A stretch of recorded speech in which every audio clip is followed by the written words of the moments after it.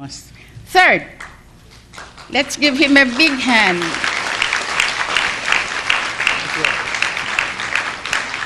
Third, I saw the ex-president take note of his appointments by bringing out of his pocket a piece of paper and with a red pen, calendar, the appointments scheduled to see him, manifesting a truly hands-on executive. Though the 12th President of the Republic is a military man, as we all know, his security blanket is not a gun. It is a bag. Where is that bag? Like this. Inside this bag are staplers, little machines that would help him write down his notes early morning, where all his cabinet members will have many days of hard work.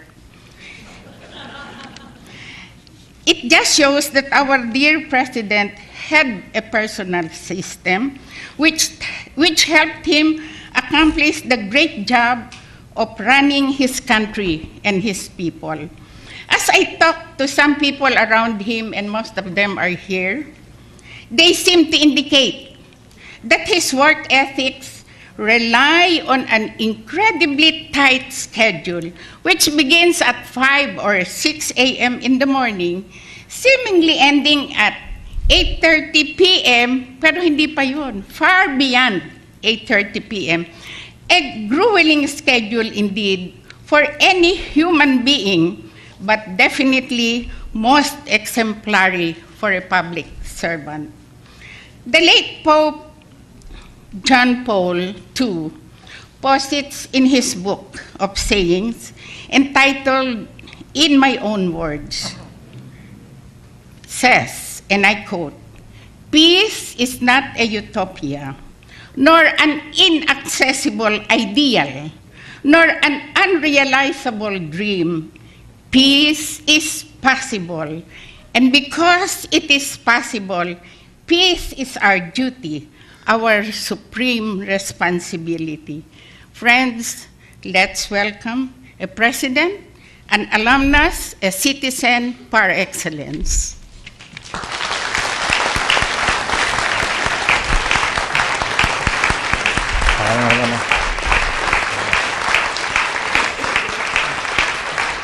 Thank you.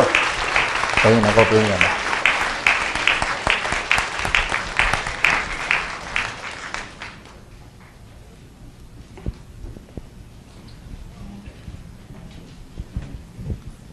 Thank you very much for that very kind introduction. Comadre Regent Nelia Gonzalez, I likewise thank your good president, the only incumbent president around, Dr. Merlinda Roman.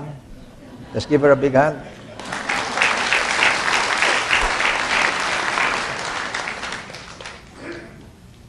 At binabati ko rin ng mga piling panauhin narito, Justice Sarmiento, other members of the board, and the chancellors of the various universities outside of Diliman represented, as well as within the network of the Open University today. I also greet my former colleagues in the armed forces, mga UP Vanguards. Asan kayo? Mag-ingay kayo ng konti. At Beloria, Bendelion, Jimmy De Los Santos. The others are on wheelchairs right now. And the little handicap. I see also members of the Ramos cabinet. Sige, saan kayo? Sunny, Linda, Ben, and some others. And I thank you for your, Cesar, I thank you for your continuing support, even in our retirement together. And most of all, let me thank the UP community for this opportunity to be a participant in this great event called the Centennial of the National University, which is our university, the University of the Philippines.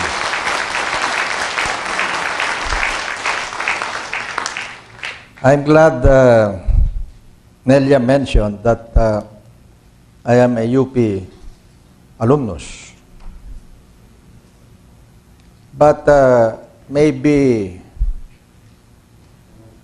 only partly, because my alumnus status was by decree of the UP Board of Regents.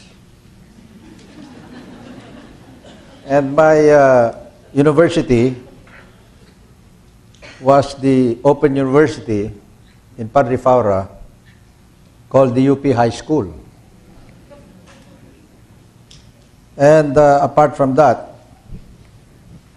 we who were in the UP High School then, and that includes the likes of former Prime Minister Cesar Berata, former Executive Secretary Rafael Salas, later on UN Under-Secretary General for Population Activities, and a dear lady by the name of Mrs. Ming Ramos.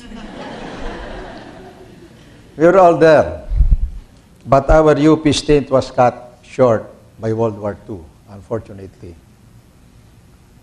However, before I proceed with this very long centennial lecture, which will be available in full, because this is the Open University, through our website, www.up.open.ph. You got it? I will dispose of the rest of this speech where it belongs. And you can download it if you are computer capable. But before I really begin, may I ask you nice people to reach out to your right and your left, and also back and forth across the rows, and just shake the hand of that person that you find there. There you go. Also across the rows, pati dyan sa itaas, pwede ba, mga kabataan.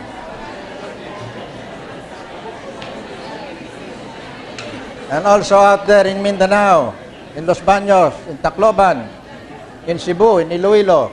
Come on, reach out. Shake the hand of the person who is near you. But, dear fellow Filipinos, as we all know, we do not end up by just greeting each other mabuhay verbally and then shaking hands. No. We embrace and kiss each other. Sige na, sige na. Justice Sarmiento, Ambassador Bautista, Secretary Sani Viray, Chancellor Ray Velasco. Come on, guys. Shall I demonstrate this? Billy, halika.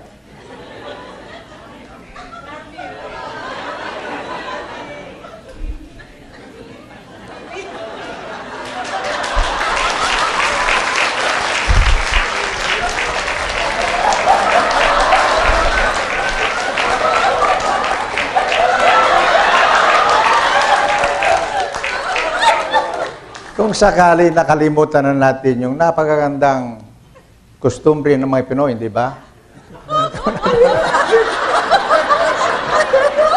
Embrace, pagkatapos beso-beso. Ito. Sabay. Okay, ganyan. Okay. Okay na. Alat kayo, ha? I'll explain later kung bakit apat, ha? Will you kindly embrace and kiss each other? Sige. Ganito.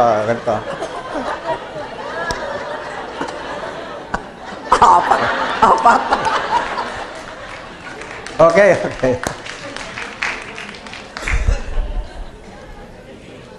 But this is really what we should all be doing as brothers and sisters of the same family, which is a huge family of 90 million people strong. In Luzon, in the Visayas, Mindanao, and also abroad in 135 different host countries. And therefore, you must never lose sight of that cherished Filipino value. In fact, according to Matthew chapter 5, verse 9. Sino ba sa inyo nagbabasa pa hanggang ngayon ng Biblia? Pat Biloria. St. Matthew said, "Blessed are the peacemakers, for they will be called the sons of God." How true. And so, formally, let me wholeheartedly thank once more UP President Emerlinda Roman for this precious opportunity to participate in the UP Centennial Lecture Series and to express my admiration for her two beauteous emissaries who came to invite me 4 months ago and who persisted in twisting my arm, but spiced with persuasive kisses. First, Dr. Grace Gigi Alfonso, and our Assistant Vice President for Academic Affairs, Dr. Florinda, Lori, Mateo. Mamaya. And so, how could I but not capitulate? And so, here I am, dear friends of the UP community. You know, of all of the titles, a public servant or a concerned citizen long for, there is none greater than that of peacemaker. Because according to St. Matthew, peacemakers are especially favored in heaven.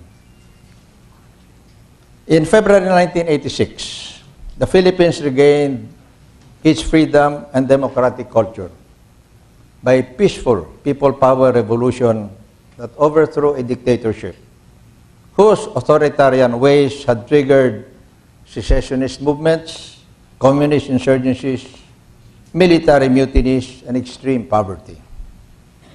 Our people's collective achievement at EDSA